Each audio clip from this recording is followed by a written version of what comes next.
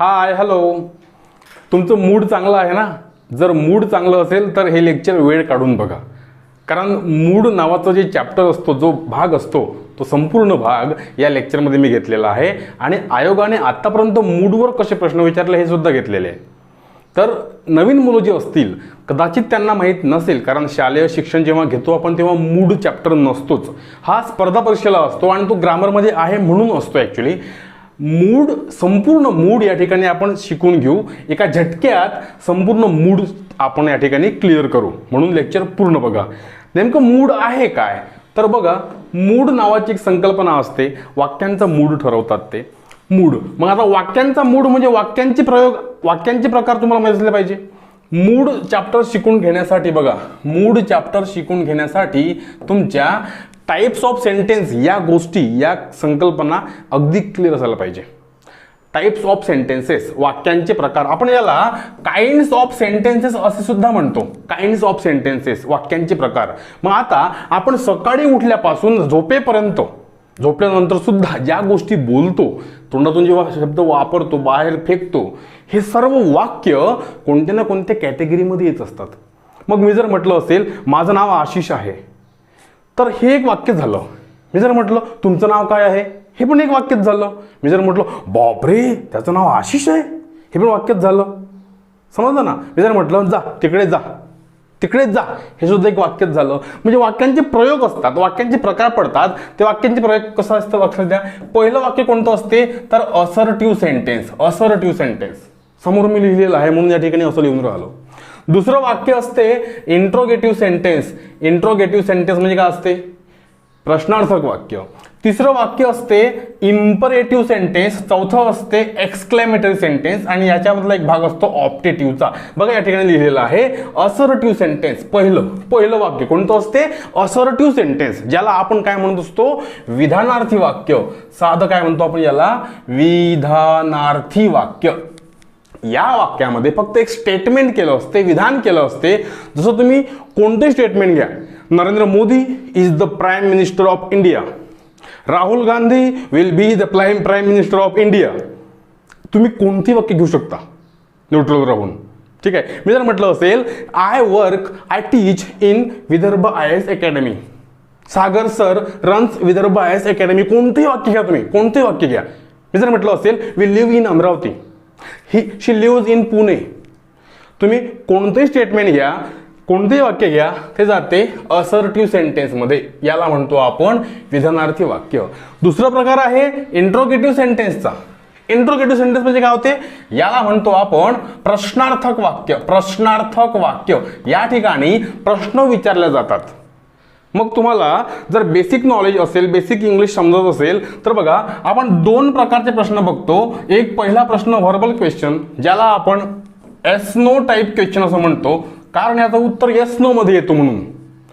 दुसरा प्रश्न असतो WH क्वेश्चन. WH क्वेश्चन, कारण याची सुरुवात WH वर्डने होती म्हणून. का, काय, कुठं, कोणी, केव्हा, कधी, का, केव्हा वगैरे. ठीक आहे ना? हे झाले WH वर्ड. मग तुमचा व्हर्बल क्वेश्चन असो की WH क्वेश्चन असो, प्रश्न आहे ना, तो प्रश्न आहे म्हणून तो इंट्रोगेटिव्ह सेंटेन्स मध्येच जाणार. मग आता याच्या ब्रँचेस वेगळ्या, याच्या ब्रँचेस वेगळ्या, याची सुरुवात व्हर्बच्या पहिल्या, याची सुरुवात हेल्पिंग व्हर्बने होईल, मॉडेल व्हर्बने होईल. हा भाग वेगळा, तो डिटेलमध्ये जाऊ नये आपण. समजून घ्या. फक्त आपण एक स्टेटमेंट केलेलं असेल, नुसतं स्टेटमेंट केलेलं असेल, बाकी काही नाही, साधं सरळ वाक्य आहे SVO, कोणते वाक्य घ्या, ते असते विधानार्थी वाक्य. इट इज अ पेन झालं विधानार्थी वाक्य. इट इज अ रिमोट झालं असर्टिव्ह सेंटेन्स. पण जर मी म्हटलं तू जेवला का, जेवला का, शेवटी का आला. इथे शेवटी का येतो मराठीमध्ये व्हर्बल क्वेश्चन करताना, शेवटी का येतो. तू जेवला का, तू का जेवला, मग हा WH क्वेश्चन. तू गेला का, तो गेला का, व्हर्बल क्वेश्चन. तो का गेला, WH क्वेश्चन. ठीक आहे ना? मग असे कोणतेही प्रश्न, तुझं नाव काय आहे, तू राहतो कुठे, तू राहते कुठे, तू काय करतो, काय करते, तू कुठे काम करतो, असे प्रश्न आपण जे विचारतो असतो ना, हे सर्व प्रश्न कुठे जातात? प्रश्नार्थक वाक्य म्हणजेच इंट्रोगेटिव्ह सेंटेन्समध्ये. ठीक आहे ना? तिसरा प्रश्न असतो, तिसरं वाक्य असते इम्परेटिव्ह सेंटेन्स. याला आपण काय म्हणतो? आज्ञार्थी वाक्य. आज्ञार्थी वाक्य. मग फक्त आज्ञार्थी का? नाही. तर आज्ञा जर दिली, मी जर म्हटलं गिव्ह मी, मला दे, गो देअर, जा तिकडे, कम हिअर, इकडे ये, open your book, send me your photos, किंवा मॅनेज दिस थिंग, हे गोष्ट मॅनेज करून टाक. म्हणजेच व्हर्बच्या पहिल्या रूपाने वाक्याची सुरुवात झाली. समजा व्हर्बच्या पहिल्या रूपाने जर वाक्याची सुरुवात झाली असेल तर तो काय होतो, इम्परेटिव्ह सेंटेन्स, आज्ञार्थी वाक्य. म्हणजे गिव्ह मी युअर पेन, गिव्हने वाक्याची सुरुवात झाली. गो देअर, गोने वाक्याची सुरुवात झाली. टॉक समथिंग, काहीतरी बोल, टॉकने वाक्याची सुरुवात झाली. वॉक फास्ट, चाल फास्ट चाल, फास्ट वॉकने वाक्याची सुरुवात झाली. राईट डाऊन समथिंग, काहीतरी लिहून घे, राईटने वाक्याची सुरुवात झाली. वाक्याची सुरुवात जर व्हर्बच्या पहिल्या रूपाने झाली असेल तर ते कोणतं वाक्य होते, आज्ञार्थी वाक्य. मग निगेटिव्ह करताना डोंट लावायचं समोर, don't go there, go there don't go there, come here don't come here, help me don't help me. म्हणजे निगेटिव्हची सुरुवात डोंटने होणार. किंवा जर आपल्याला प्लीज लावायचं असेल, फक्त आज्ञार्थी वाक्य आहे म्हणून फक्त आज्ञा नसते, विनंती पण असते. मी जर म्हटलं असेल गिव्ह मी, आज्ञार्थी वाक्य, imperative sentence, please give me किंवा गिव्ह मी प्लीज, तर हे सुद्धा वाक्य आज्ञार्थी असते, म्हणजे इम्परेटिव्ह असते. शब्दांमध्ये कन्फ्यूज होऊ नका, हे असर्टिव्ह आहे, हे इम्परेटिव्ह आहे, हे इंट्रोगेटिव्ह आहे. या ठिकाणी मुलांना भरपूर प्रॉब्लेम येतो, मला माहित आहे. तो प्रॉब्लेम नाही यायला पाहिजे आपल्याला. इम्परेटिव्ह आज्ञार्थी वाक्य, come here, listen carefully, kindly listen carefully, kindly help me, kindly do it. काइंडलीने वाक्याची सुरुवात झाली तरी पण ते काय होते, इम्परेटिव्ह सेंटेन्स. समजलं. मग आता शेवटचा राहिला एक्सक्लेमेटरी सेंटेन्स. याला म्हणतो आपण उद्गारवाचक वाक्य. उद्गारवाचक वाक्य, उद्गारवाचक वाक्य म्हणजे या ठिकाणी साधं वाक्य नसते, प्रश्न नसतो, व्हर्बच्या पहिल्या रूपाने सुरुवात होत नाही. याची सुरुवात होते हाऊ किंवा व्हॉटने. हाऊ किंवा व्हॉटने. व्हॉट नंतर अ किंवा अन राहते किंवा मग हाऊने सुरुवात होते. आणि शेवटी काय असते, याच्या हे साईन असते, एक्सक्लेमेटरी साईन. प्रश्नार्थक मध्ये प्रश्नार्थक वाक्य साईन असते. या दोन ठिकाणी फक्त फुल स्टॉप असतो. असर्टिव्ह मध्ये फुल स्टॉप, इम्परेटिव्ह मध्ये फुल स्टॉप, क्वेश्चन मार्क म्हणजे इंट्रोगेटिव्ह मध्ये क्वेश्चन मार्क असते, एक्सक्लेमेटरी मध्ये असं असतं साईन एक्सक्लेमेटरीचं. ठीक आहे ना. आता या ठिकाणी याची सुरुवात हाऊ किंवा व्हॉटने झाली म्हणजे प्रश्न नाही येतो. प्रश्न तर हा आहे, what is your name, what is your name, प्रश्न झाला. मी जर म्हटलं व्हॉट युअर नेम इज, काय तुझं नाव आहे राजा, दगडू, तर हा झाला एक्सक्लेमेटरी सेंटेन्स. याचाही एक भाग असतो 5 नंबरचा, पण याला स्वतंत्र 5 नंबर देता येत नाही. याला म्हणतो आपण ऑप्टेटिव्ह सेंटेन्स. ऑप्टेटिव्ह, इच्छादर्शक वाक्य. याची सुरुवात मेने होणार, एंड होणार या साईनने. हे वाक्य कधीही मूडमध्ये विचारलं गेलेलं नाही आहे. असो, बघा आता तुम्हाला तुमच्या कॉन्सेप्ट या आधीच क्लिअर असल्या पाहिजे, कारण आपण मूड शिकून राहिलो. मूड शिकण्यासाठी तुम्हाला टाइप्स ऑफ सेंटेन्सेस अगदी क्लिअर असलं पाहिजे. ते नसेल तर हे मूड समजणार नाही. बघा ना, कोणतं म्हटलं मी, असर्टिव्ह सेंटेन्स, विधानार्थी वाक्य, साधं स्टेटमेंट. इंट्रोगेटिव्ह सेंटेन्स, प्रश्नार्थक वाक्य, एक प्रश्न कोणता पण असो. इम्परेटिव्ह सेंटेन्स, आज्ञार्थी वाक्य, व्हर्बच्या पहिल्या रूपाने वाक्याची सुरुवात झाली पाहिजे. एक्सक्लेमेटरी सेंटेन्स, हाऊ किंवा व्हॉट ने वाक्याची सुरुवात, आणि शेवटी काय, एक्सक्लेमेटरी साईन. एक्सक्लेमेटरी साईनच्या आधी एम, इज, आर किंवा वॉज, वेअर असतं. ठीक आहे, हे बघून घ्या. आता याच्यावर डिपेंड तुमचा मूड आहे. मूड कोणता मूड आहे बघा. 1 आणि 2 म्हणजे असर्टिव्ह आणि इंट्रोगेटिव्ह. आता बघा, हे मी ठेवतो, असर्टिव्ह आणि इंट्रोगेटिव्ह. असर्टिव्ह सेंटेन्स आणि इंट्रोगेटिव्ह सेंटेन्स या दोघांचा एकच मूड असतो, इंडिकेटिव्ह मूड. या दोघांचा एकच मूड असतो, इंडिकेटिव्ह मूड. म्हणजेच वाक्य जर असर्टिव्ह राहिलं, कोणतंही स्टेटमेंट राहिलं, कोणतंही वाक्य राहिलं, कोणतंही विधान राहिलं, तर ते मूड कोणतं होईल, इंडिकेटिव्ह मूड. बस सोपं सगळं असते, फक्त समजलं पाहिजे. आपण तेवढं कॉन्सन्ट्रेशन ऐकलं पाहिजे, लिहून घेतलं पाहिजे जे समजते, जे पाहिजे ते. बघा, इंट्रोगेटिव्ह सेंटेन्स म्हणजे प्रश्नार्थक वाक्य. कोणताही प्रश्न असो, कोणताही प्रश्न असो, तर ते सुद्धा काय असते, इंडिकेटिव्ह मूड. म्हणजेच असर्टिव्ह सेंटेन्स किंवा इंट्रोगेटिव्ह सेंटेन्स या दोघांचाही मूड कोणता असतो, इंडिकेटिव्ह मूड. समजलं आता? समजलं असेल तुम्हाला. दुसरा नंबर आहे इम्परेटिव्ह सेंटेन्सचा. इम्परेटिव्ह सेंटेन्स, व्हर्बच्या पहिल्या रूपाने जर वाक्याची सुरुवात झाली असेल, म्हणजे go there, come here, do it वगैरे, चॅलेंज मी समथिंग किंवा give me, read it, write it, tell me, ask me, व्हर्बच्या पहिल्या रूपाने जर वाक्याची सुरुवात झाली तर ते सेंटेन्स कोणतं होईल? Imperative sentence. आणि इम्परेटिव्ह सेंटेन्सचा इम्परेटिव्ह मूड, लक्ष द्या, इम्परेटिव्ह सेंटेन्सचा इम्परेटिव्ह मूड, लक्ष द्या. हे वाक्य जास्त येतात पेपरला. इंडिकेटिव्ह तरी कमी येते, परंतु इम्परेटिव्ह मूड जास्त येतो पेपरला, आलेला आहे. आपण शिकू किती किती आले प्रश्न, कसे आले. नंतर आहे एक्सक्लेमेटरी सेंटेन्स. एक्सक्लेमेटरी सेंटेन्स किंवा त्यानंतर ऑप्टेटिव्ह सेंटेन्स, त्यानंतर असं ऑप्टेटिव्ह सेंटेन्स, ऑप्टेटिव्ह सेंटेन्स किंवा एखादं हायपोथेटिकल सेंटेन्स, हायपोथेटिकल सेंटेन्स, एखादं इमॅजिनरी सेंटेन्स, दॅटचे वाक्य किंवा अलंकारिक वाक्य, अलंकारिक वाक्य, या सर्व वाक्यांमध्ये या सर्व वाक्यांचा मूड कोणता होतो? तर तो होतो सबजंक्टिव्ह मूड. हा सुद्धा महत्वाचा आहे, सबजंक्टिव्ह मूड. आतापर्यंत 2011 पासून तर 22 पर्यंत जे जे प्रश्न झाले आपण ते पाहत असतो PYQ या कोर्समध्ये. आपल्या कोर्स वेगळा आहे तो प्ले स्टोअरला. तर त्या ठिकाणी आपण जे सगळं पाहिलेले आहे तोच मॅटर इथे घेतलं. लक्ष द्या, आतापर्यंत 2011 पासून तर 2022 पर्यंत कोणत्या ना कोणत्या एक्झामला, म्हणजे प्रत्येक एक्झामला एक ना एक प्रश्न मूडचा होताच. कंबाईनचा पेपर असो की राज्यसेवेचा असो, कोणताही पेपर असो, तुम्हाला मूड हे चॅप्टर आलं म्हणजे आलंच आणि समोर सुद्धा येणार आहे. आणि म्हणून तुम्हाला हे संपूर्ण शिकून घ्यायचं आहे. बघा, मला सांगा, आता इंडिकेटिव्ह मूड याला आपण एक नाव देऊ, इम्परेटिव्ह मूड त्याला आपण 2 नाव देऊ आणि सबजंक्टिव्ह मूड त्याला आपण 3 नाव देऊ. ठीक आहे ना? 1 2 3. एकदम इम्पॉर्टंट कोणता आहे? एकदम इम्पॉर्टंट आहे मित्रांनो, इम्परेटिव्ह मूड आणि सबजंक्टिव्ह मूड. या 2 मूडवर आतापर्यंत आयोगाने खूप जास्त प्रश्न विचारले. इंडिकेटिव्ह मूडवर जास्त प्रश्न विचारलेले नाहीये, पण तरी ते शिकणं आवश्यक आहे. प्रश्न विचारलेले आहेच, पण जास्त विचारलेले आहे या 2 मूडवर. लिहून घ्या, पाठ करून घ्या, समजून घ्या, शिकून घ्या. इंडिकेटिव्ह मूड, इम्परेटिव्ह मूड आणि सबजंक्टिव्ह मूड. इंडिकेटिव्ह मूड असर्टिव्ह आणि interrogative sentence. Imperative mood imperative sentence. हे सोपं आहे, एकदम सोपं आहे. सबजंक्टिव्ह मूड माझा थोडा कठीण आहे, थोडा किचकट आहे. सबजंक्टिव्ह मूड म्हणजे एक्सक्लेमेटरी सेंटेन्स, समजलं ना? किंवा हे सगळे सेंटेन्स कोणते कोणते आहे? एक्सक्लेमेटरी आहे, ऑप्टेटिव्ह आहे, हायपोथेटिकल आहे, इमॅजिनरी आहे, दॅटवाले वाक्य आहे, अलंकारिक वाक्य आहे सगळे. ठीक आहे, बघू आपण सगळं एकंदरीत. इंडिकेटिव्ह मूड बघा, इंडिकेटिव्ह मूड. इंडिकेटिव्ह मूड मध्ये कोणतं कोणतं मी तुम्हाला सांगितलेलं आहे बघा ना, इथेच बघा. इंडिकेटिव्ह मूड असर्टिव्ह सेंटेन्स आणि इंट्रोगेटिव्ह सेंटेन्स. म्हणजे जर मी म्हटलं असेल आय एम आशिष भाकरे, मी जर म्हटलं असेल आय एम आशिष भाकरे, तर आता या ठिकाणी हे वाक्य कोणतं झालं? Assertive sentence. म्हणजे काय झालं? ते इंडिकेटिव्ह मूड.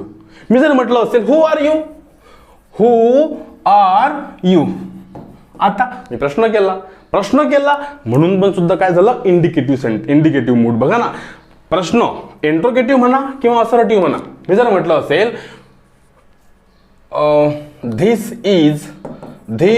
इज मुंबई, ही मुंबई आहे, ही मुंबई आहे, आणि हे काय झालं? मग साधं स्टेटमेंट झालं, इंडिकेटिव्ह मूड झाला तो.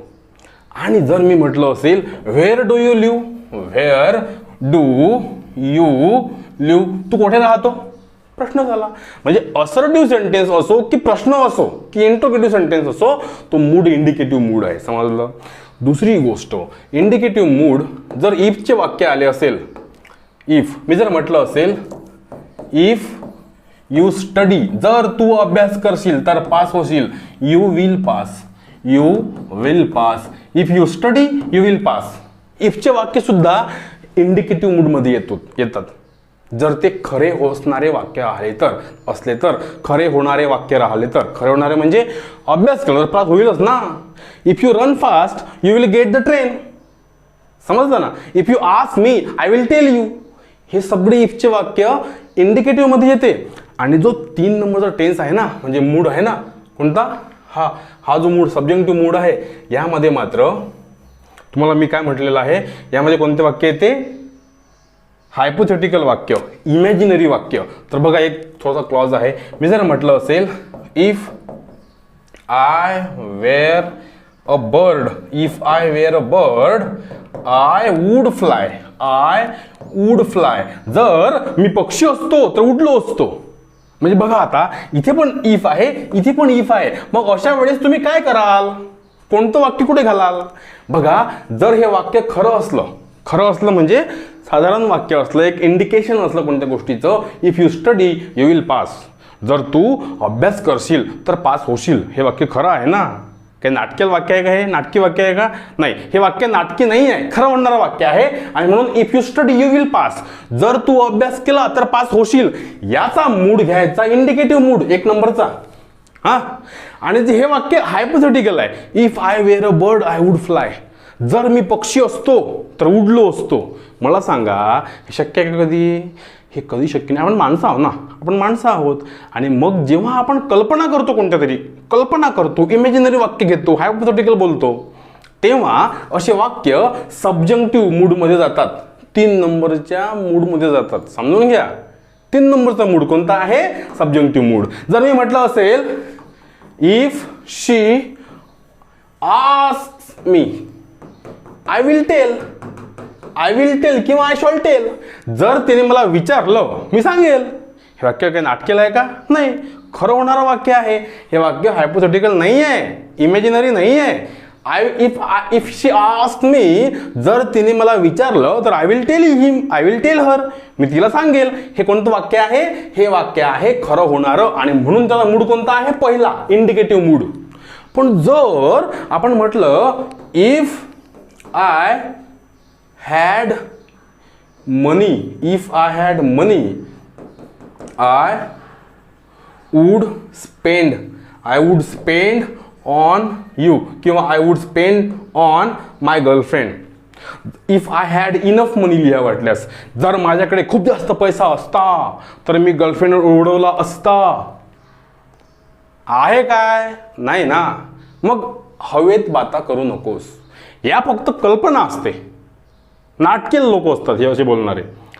अरे यार, जर वेळ भेटला असता तर मी पण IAS झालो असतो. तुला कोणी रोखलं होतं? कोणी रोखू शकत नाही. अरे यार, जर मी पुण्याला क्लास केले असते तर मी आज PSI किंवा IAS असतो. तुला कोणी रोखलं पुण्याला जायला? त्या सगळ्या गोष्टींपेक्षा आपल्या शहरामध्ये, आपल्या या शहरामधल्या वातावरणामध्ये खूप चांगला अभ्यास होऊ शकते, हे त्याला समजतच नाही. फक्त बाता मारणे, फक्त बाता असल्या, फक्त गोष्टी असल्या, फक्त एक इमॅजिनरी गोष्टी असल्या, त्या सगळ्या गोष्टी जातात सब्जंक्टिव्ह मूडमध्ये. समोर आपण पाहूच पेपरमध्ये कसे प्रश्न आले ते. असो, बघा, आयडेंटिफाय द मूड. इंजिनिअरिंग 2020चा प्रश्न आहे हा. If it rains I shall stay at home, जर पाऊस आला तर मी घरी थांबेल. हे वाक्य काय इमॅजिनरी वाक्य आहे का? ते इमॅजिनरी वाक्य तर हे आहे. जर मी पक्ष असतो तर उडलो असतो. If I were the PM, जर मी PM असतो तर मग I would change the system, मी सिस्टीम चेंज केली असती. हवेत बाता असेल, इमॅजिनरी वाक्य असेल तर या गोष्टी जातात सब्जंक्टिव्ह मूडमध्ये. पण जे वाक्य माणूस कितले आहे, खरे आहे, सरळ होणारे आहे, इफचं वाक्य आहे. बघा, if it rains I shall stay at home, जर पाऊस आला तर मी घरी थांबेल. म्हणजेच कोणता मूड आहे मग याचा? इंडिकेटिव्ह मूड आहे. सब्जंक्टिव्ह आहे का? नाही. हालाकी दोन्ही वाक्यांमध्ये, दोन्ही मूडमध्ये इफ वाले वाक्य येतात, दोन्ही मूडमध्ये इफ वाले वाक्य येतात. पण इफ हे वाक्य जर माणूस कितलं असेल तर ते इंडिकेटिव्ह मूड आहे. हे जर वाक्य हवेत बाता असेल, कल्पना असेल त्या वाक्यामध्ये कोणती केलेली, तर तो सब्जंक्टिव्ह मूड आहे. समजलं का? मग आता बघा, प्रश्न आहे इफ इट रेन्स, जर पाऊस पडला तर मग मी काय करेल? I shall stay at home, मी घरी थांबेल. हे वाक्य माणूस कितला आहे, होणारा आहे, खरं होणारा आहे, इंडिकेशन आहे. आणि म्हणून तो कोणता मूड आहे? इंडिकेटिव्ह मूड आहे. समजला का? तो आहे इंडिकेटिव्ह मूड. दुसरा प्रश्न बघा, हा प्रश्न आहे आर यू हॅपी, तू हॅपी आहे का? बघा, जर मी म्हटलं असेल यू आर हॅपी, याचा अर्थ काय होतो? तू आनंदी आहे, तू हॅपी आहे. पण जर मी म्हटलं असेल आर यू हॅपी, तुमच्या या बेसिक कॉन्सेप्ट संपूर्ण क्लिअर असाव्या, नंतर हे समजते बरं. आर यू हॅपी, इथे क्वेश्चन मार्क द्यायचा. You are happy assertive sentence. Are you happy interrogative sentence.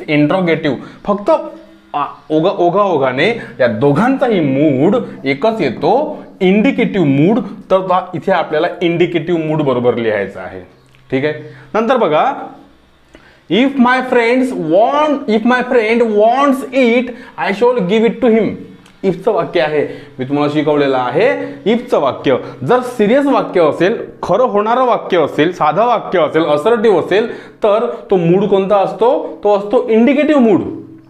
पण जर हेच वाक्य नाटकीय असेल, म्हणजे if I were a bird I would fly, if I were you I would not give it, I would not do it, जर मी तू असतो तर मी हे केलं नसतं, हे वाक्य इमॅजिनरी आहे, काल्पनिक आहे, तर मात्र मग सब्जेक्टिव्ह राहिला असता. हे वाक्य कसं आहे? काल्पनिक नाही आहे.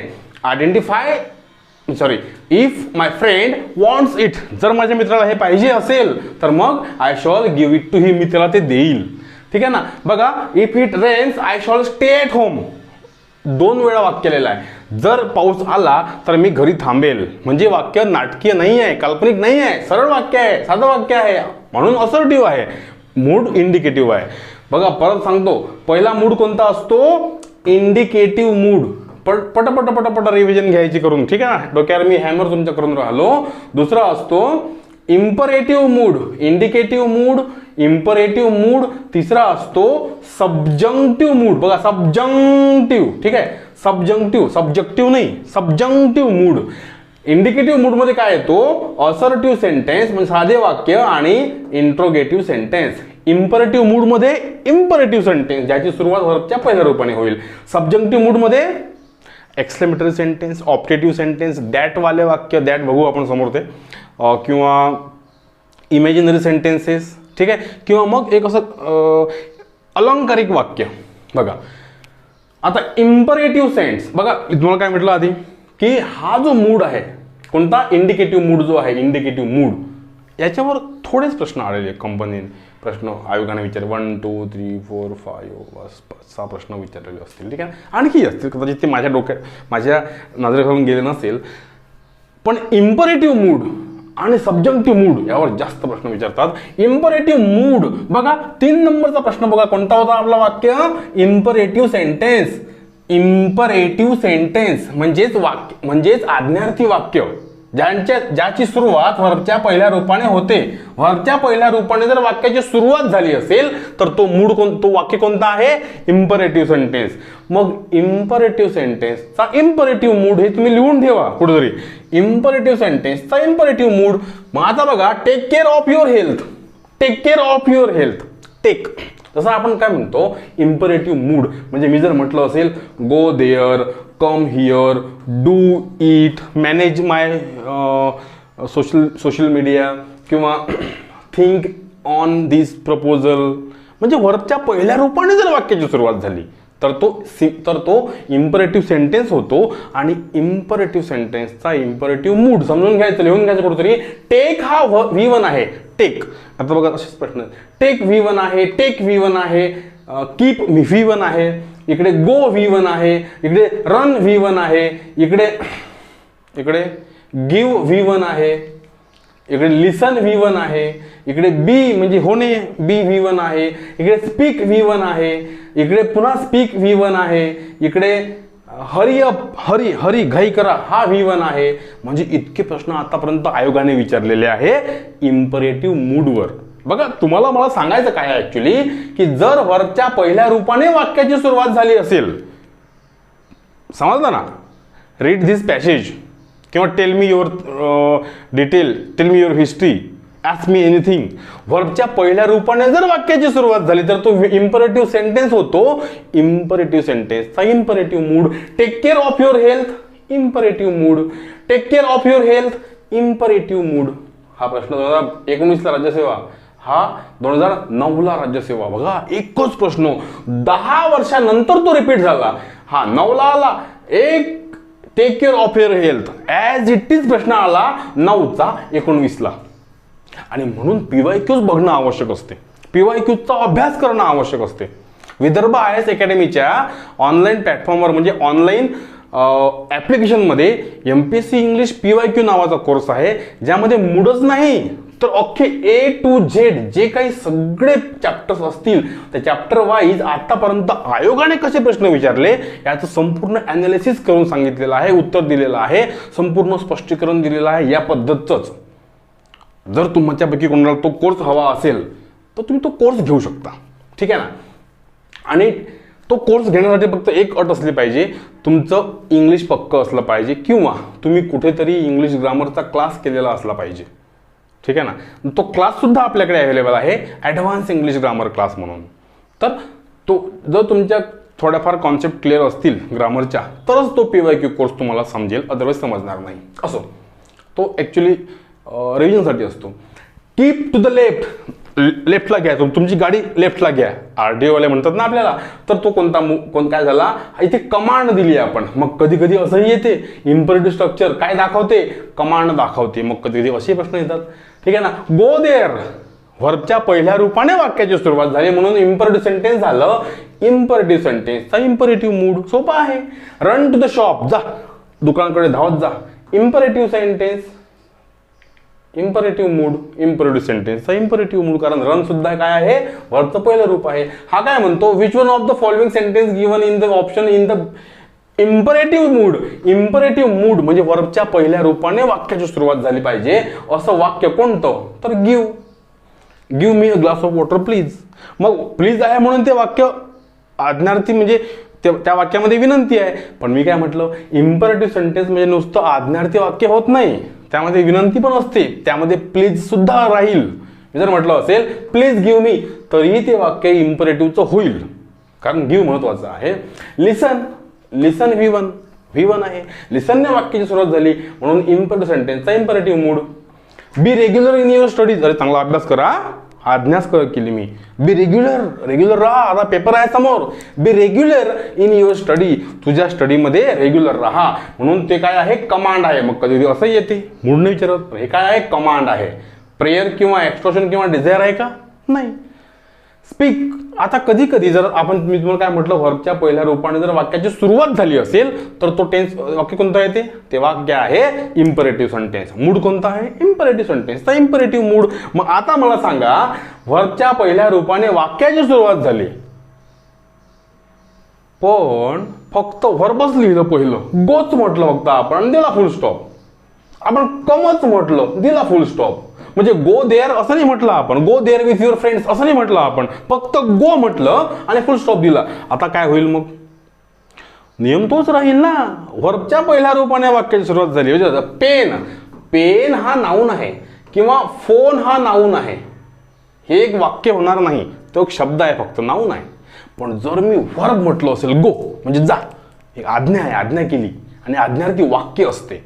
तुम्ही कोणतंही व्हर्ब जर लिहिला असेल, बघा हा व्हर्ब आहे, कम गो हे व्हर्ब आहे, जा क्रिया करा एखादी. टेल जरी म्हटलं मी, टेल, किंवा मी जसं स्पीक जरी म्हटलं, दिला फुल स्टॉप, तरीही हे वाक्यामध्ये मोडते. हे वाक्यच आहे, ते इम्परेटिव्ह सेंटेन्स आहे ते. आणि हे जे म्हटलं phone, pen, board, light, mobile, phone, camera, हे वाक्य नाही आहे, हे नाऊन आहे. व्हर्ब, नुसतं व्हर्ब जरी लिहिलं असेल, हे जर म्हटलं मॅनेज, ह्याचा अर्थ काय होतो, मॅनेज करा. गो, जा, कम, या, डू, हे करा. समजलं, असं असते. ओपन करा, असा अर्थ. मग आता नुसतं स्पीक म्हटलं आणि ह्याचा मूड विचारलेला आहे 2020 मध्ये, काय आहे मग ते इम्परेटिव्ह सेंटेन्सचा इम्परेटिव्ह मूड. हा बघा 2016ला प्रश्न आला, स्पीकच, आणि स्पीकच आला 2020ला.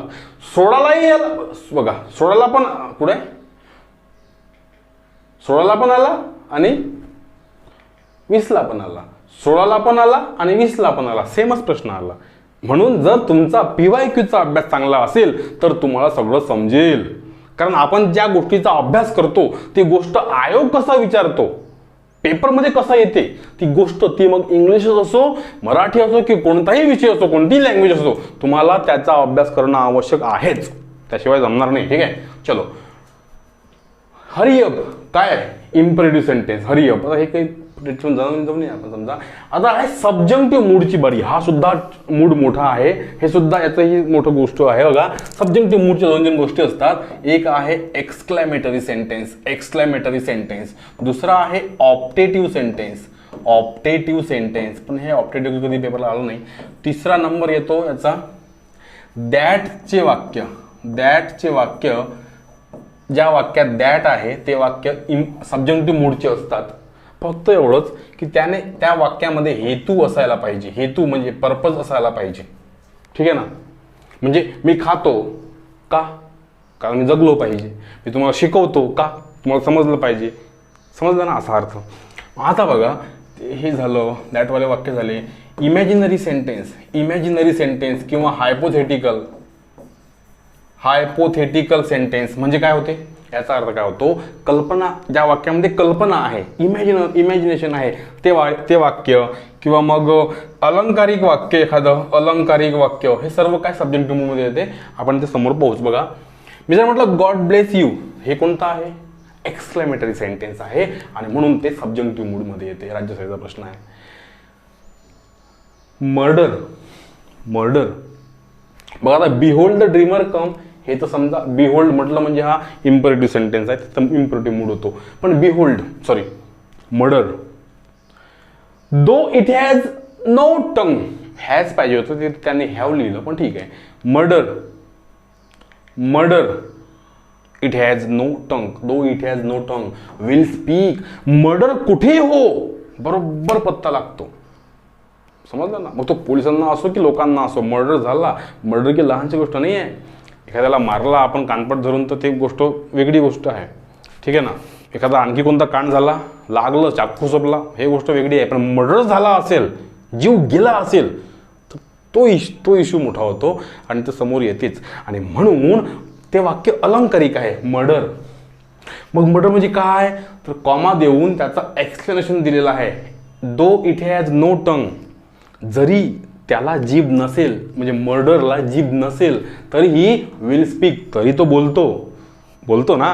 वाक्य अलंकारिक आहे आणि म्हणून अलंकारिक वाक्य जर असेल असं या पद्धतीचं, तर किंवा लॉंग लिव्ह द किंग, हे सगळं वाक्य असेल, तर या गोष्टी सब्जंक्टिव्ह मूडमध्ये येतात. BC करेक्ट या ठिकाणी. नंतर बघा I wish I were generous.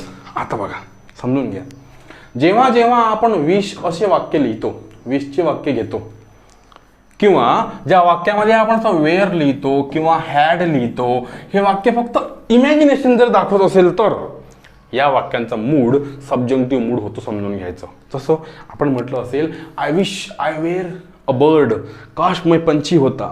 I wish I were Narendra Modi, काश मैं नरेंद्र मोदी होता.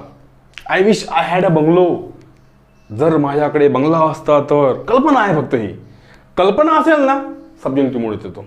आय विश, काश, आय विश, मला इच्छा अशी आहे. I wish I were generous, उदार. मी बेसन चून खाया आहे, किंवा मी खराब आहे, मी वाईट आहे, मी उदार म्हणायचा नाही आहे, पण मी पाहिजे होतो, असं जर असेल कोणाचं म्हणाला, I wish I were generous, I wish I were generous, that I were generous, म्हणजे काश मैं भी बड़ा आदमी होता, बड़े मन का आदमी होता. म्हणजे जेनरस म्हणजे काय, ते उदार.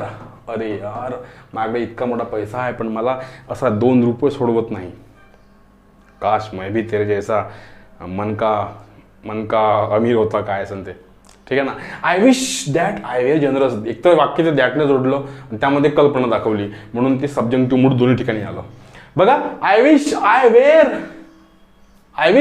In the hot seat. आता हॉट सीटवर बसायला कोणाला आवडणार नाही, प्रत्येकांना आवडेल, सर्वांना आवडेल, पण सर्वजण बसते काय, नाही. इच्छा तर आपली दुनिया जिंकायची होते, पण जिंकू शकत नाही. मग आपण काय करतो, अरे यार मीची बिन तिकडे अदानी अंबानीचा कोणीतरी पाहिजे होतो, मग काय केलं असतं. मग जेव्हा आपण अशी कल्पना करतो, कल्पनेमधले वाक्य सगळे सब्जेक्टिव्ह मूडमध्ये येतात. I wish I were in the hot seat, काश मैं हॉट सीट पे बैठा होता, मलाही काहीतरी 2-4 लाख 2-4 करोड मिळाले असते, सब्जेक्टिव्ह मूड. मी जर म्हटलं I wish I were Bill Gates, काश मैं बिल गेट्स होता, कदाचित मी बिल गेट्स असतो. आता हे वाक्य पूर्ण झालं नाही, ठीक आहे ना. मी जर म्हटलं असेल if I were Bill Gates I would do it, I would यानंतर वुड लागतो, पण ठीक आहे, हे वाक्य असं झालं. I wish I were Bill Gates, काश मैं बिल गेट्स होता. मग अशीच वाक्य तुम्हाला सब्जेक्टिव्ह मध्ये लिहायचे आहे. यानंतर जे तुम्ही पेपर द्याल, मग तो कोणताही पेपर असो, राज्यसेवा असो, कंबाईन असो, कोणतीही असो, सेंट्रलची एक्झाम कोणती असो, तुम्हाला या पद्धतीनं मूडचं जर प्रश्न आलं, तुम्हाला लिहायचे आहे. समजून घ्या, लिहून घ्या सगळं. द जज ऑर्डर दॅट. आता समजून घ्या, आता इथून इकडे लागते दॅट वाले वाक्य. जर वाक्यात दॅट असेल आणि त्या वाक्यामध्ये एखादा हेतू म्हणजे पर्पज दाखवलेला असेल तर ते वाक्य सुद्धा सब्जेक्टिव्ह मूडचं येते. द जज order that the accused be set free. जजने ऑर्डर दिली की त्या अक्युजला सोडून द्या. हेतू आहे, ऑर्डर द्यायचा हेतू कोणता आहे, त्याला सोडून देणे, आणि म्हणून हे वाक्य सब्जेक्टिव्ह मूडमध्ये येते. ठीक आहे. We eat that we may live. असे वाक्य भरपूर आलेले आहे बरं, मी काही 100% वाक्य घेतले नाही यामध्ये. हे तुम्हाला पाहायला मिळेल PYQ कोर्समध्ये. We eat that we may live. आम्ही खातो का, आम्ही जगलो पाहिजे. We eat. I study. मी जर म्हटलं असेल I study that I may pass. मी अभ्यास करतो जेणेकरून पास झालो पाहिजे. मग जर दॅट वरचा वाक्य असेल आणि हेतू दाखवलेला असेल तर मूड तो सब्जेक्टिव्ह असतो. लिहून घेत चला. ठीक आहे ना. नुसतं पाहू नका, हे लेक्चर तुम्ही कधीही बघा, फक्त पाहू नका. तुमची नोट्स वेगळी बनवा या गोष्टीची, मूडची, आणि संपूर्ण लिहून घ्या. हे प्रश्न लिहून घ्या. मी जे बोलतो ते एक्सप्लेनेशन लिहून घ्या. मग तुम्हाला मूडवर जास्त मेहनत घ्यायची काम नाही. मूडचा प्रश्न आला रे आला की सोडला असो. Subjective mood. My mother tells a story हे तर असर्टिव्ह सेंटेन्स झालं, म्हणजे इंडिकेटिव्ह मूड झालं. If it rains I shall not work. हे पण असर्टिव्ह सेंटेन्स झालं, म्हणजे इंडिकेटिव्ह मूड झालं. I run fast that I may win the race. I run fast that I may win the race. म्हणजेच मी fast धावतो जेणेकरून मी रेस जिंकलो पाहिजे. दॅटने वाक्य जोडलेलं आहे आणि त्या वाक्यामध्ये हेतू किंवा पर्पज आहे, एम आहे, आणि म्हणून ते वाक्य सी वाक्य झालं. ओनली सी काय झालं, सब्जेक्टिव्ह मूड. समजलं का. नंतर बघा, it is imperative that he catches the next plane. दॅटने वाक्य जोडलं, सरळ समजून घ्यायचं ते सब्जेक्टिव्ह मूड आहे. It is imperative that. बघा हेच वाक्य, सेम वाक्य आहे 2018ला कंबाईन बीच्या एकच वाक्य आहे. ठीक आहे, असो, एकच रिपीट झालं. We recommended that the subscription be increase to 10 rupees. That आहे ना वाक्य, सब्जेक्टिव्ह मूड. बस समजून घ्यायचं फक्त. हे पण रिपीट झालेलं आहे, सब्जेक्टिव्ह मूड. सब्जेक्टिव्ह मूड पहा म्हणतो कोणता, वर्क हार्ड दॅट. अच्छा हा वाक्य बघा, वाक्य 4 वाक्य वेगवेगळे आहे पण जवळ सारखेच वाक्य आहे ते. Work hard that you may succeed. Work hard to succeed. Work hard with a purpose to succeed. Work hard purposeful to succeed. बघा प्रश्न बघा कोणाला साजरा आहे तो. या ठिकाणी सारखंच वाक्य आहे, वाक्यांचे अर्थ सारखेच आहे, मूड वेगवेगळा आहे. हा जो दॅट दाखवतो ना, that work hard that you may succeed. चांगला अभ्यास कर, तू सक्सेसफुल झाला पाहिजे, सक्सीड झाला पाहिजे. आणि म्हणून हे जो दाखवला वाक्य दॅटने जोडलं ते वाक्य कोणतं येते, सब्जेक्टिव्ह मूड मध्ये येते. Only A correct. लिहून घ्या. I wish I new her native place. आता मग काही वेगळे प्रश्न येतात. आता हे जे वाक्य आहे, I wish I new her native place, काश मुझे उसका पता मालूम होता, मैं भी जाता, असा अर्थ. आता मला सांगा, हा काय म्हणतो, I wish I new her native place, काश मुझे उसका पता मालूम होता. जर मला तिचा पत्ता माहीत असता तर मग काय. आता अशा वेळेस हा मूड विचारला, सब्जेक्टिव्ह मूड होणार. पण अशा वेळेस काही प्रश्न वेगळे सुद्धा येतात, मूडने विचारत ते म्हणतात की बा याच्यात काय मूड, कोणता मूड एक्सप्रेस होतो. Ardent desired, improbable supposition, purpose of action की इमेजिनेशन. इथे आहे अर्डंट डिझायर, उत्कट इच्छा. काश मुझे उसका पता मालूम होता, उत्कट इच्छा. ठीक आहे ना, असा अर्थ. Give us this day our daily bread. आता गिव्हने वाक्याची सुरुवात झाली, मग त्या ठिकाणी काय तुम्ही काय म्हणाल, हा मूड कोणता आहे, इम्परेटिव्ह मूड. इम्परेटिव्ह सेंटेन्सचा इम्परेटिव्ह मूड. पण या ठिकाणी त्याने मूड नाही विचारलं. तो काय म्हणतो की काय एक्सप्रेस करते, कमांड, एक्सटॉर्शन, एंट्रिटी का सजेशन. कमांड म्हणजे आज्ञा दिली का त्याने, give us this day our daily bread, म्हणजे भिकारी आहे तो. अरे आज दिवाळी आहे, कुछ तो खाने को दे दे बाबा. मग जेव्हा तो असा म्हणेल तेव्हा तो कोणाला कमांड करेल का, नाही, तो भिकारी आहे. एक्सटॉर्शन करेल का, खंडणी, अय जेवायला दे, असं म्हणणार नाही. तो काय करेल, एंट्रिटी, गयावया करेल. तो विनवणी करेल एखाद्याला, असा अर्थ. हा, आयडेंटिफाय द इम्परेटिव्ह मूड. कधी असेही प्रश्न येणार इम्परेटिव्हचे. आता या ठिकाणी ऍक्च्युली इम्परेटिव्हचं मूड कसं असते ना, वर्बच्या पहिल्या रूपाने जर वाक्याची सुरुवात झाली तर तो इम्परेटिव्ह मूड होतो. इम्परेटिव्ह सेंटेन्सचा इम्परेटिव्ह मूड. इथे यांनी हा प्रश्न विचारला आणि उत्तर दिलेलं आहे हे ॲक्च्युली मला पण समजलं नाही आहे त्यांनी कसं कोणत्या विचार दिलं, पण आयोगाने मात्र उत्तर दिलेलं आहे हे सगळे प्रश्नच आहे म्हणतात. पण why on earth didn't to tell me, हे वाक्य त्यांनी दाखवलेलं आहे इम्परेटिव्ह सेंटेन्सचं. ठीक आहे, असो समजून घ्या तेवढं. Point out the mood in the following sentence. He is waiting for you. हां ठीक आहे, इज वेटिंग काय म्हणतो, इंडिकेटिव्ह, बरोबर आहे. एक इज वेटिंग इंडिकेटिव्ह बरोबर आहे. वेट इम्परेटिव्ह, व्हर्बचं पहिलं रूप, व्हर्बची सुरुवात, ठीक आहे बरोबर आहे. वेटिंग इम्परेटिव्ह नाही आहे. इन द कंपाऊंड हे पण नाही, दोन बरोबर आहे. इज वेटिंग इंडिकेटिव्ह मूड आहे आणि वेट हा इम्परेटिव्ह मूड आहे. मग यामधलं कोणतं बरोबर द्यायचं, तर प्रिफरन्स द्यायचा आहे इज वेटिंगला, कारण ते दिलेलं आहे ऑलरेडी. वेट कुठेच नाही वाक्यामध्ये, वेटिंग आहे आणि म्हणून वेट कापा, उत्तर द्या बरोबर 1 नंबरचं. ठीक आहे, नंतर बघा identify sentence with mood different from that remaining sentence. म्हणजे 1 2 3 4 वाक्यामध्ये असे 3 वाक्य एका मूडचे असेल, एक वाक्य दुसऱ्या मूडचे असेल, ते ओळखा म्हणतो तो. Roshan goes to college regularly, कोणतं वाक्य आहे, असर्टिव्ह सेंटेन्स. साधं वाक्य आहे ना, साधं स्टेटमेंट आहे ते, आणि म्हणून ते असर्टिव्ह सेंटेन्स आहे. असर्टिव्ह सेंटेन्स म्हणजे indicative mood. Roshan writes legibly and speedily, Roshan fast लिहितो आणि चांगला लिहितो. कोणतं वाक्य झालं, इंडिकेटिव्ह मूड. सब वाक्य कोणतं आहे ते, असर्टिव्ह सेंटेन्सचा इंडिकेटिव्ह मूड.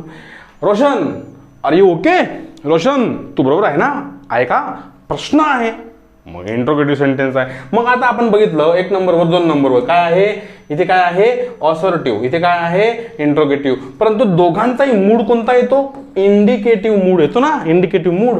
हा, Roshan open your notebook, Roshan open your notebook, तुझं बुक ओपन कर. म्हणजे इथे ओपनने वाक्याची सुरुवात झाली खरी पाहिली असता.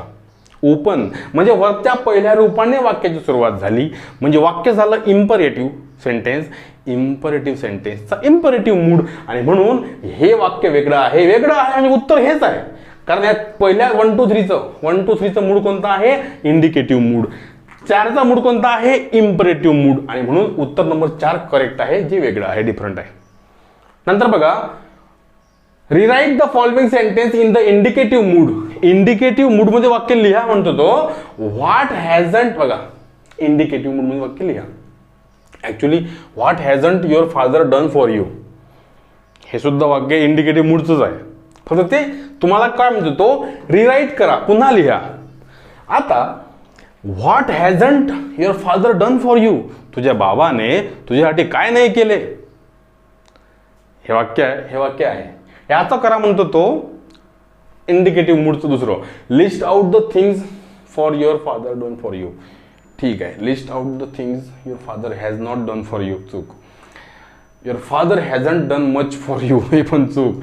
ऍक्च्युली वाक्याचा मूड समजून घ्या, वाक्याचा अर्थ समजून घ्या. What hasn't your father done for you, जेव्हा आपल्याला आपल्या आई बाबांनी काय नाही केलं आपल्यासाठी आपल्याला माहीत नसते, आपण त्यांचे उपकार विसरतो, आपण फालतूची शहाणपणा करत असतो, त्यांना बोलत असतो, तेव्हा मग कोणीतरी आपले कान उघडणी करतो, आपले काका मामा बाबा आजोबा कोणी त्यांचं, ते सांगतात तू राजा आई बाबाला बोलतं बे, त्यासाठी त्या आईबाबांनी काय नाही केलं. What hasn't your father done for you, तुझ्या बाबाने तुझ्यासाठी काय नाही केलं, म्हणजे याचा अर्थ काय होतो, your father has done everything for you, तुझ्या बाबाने तुझ्यासाठी सगळंच केलं, असा अर्थ.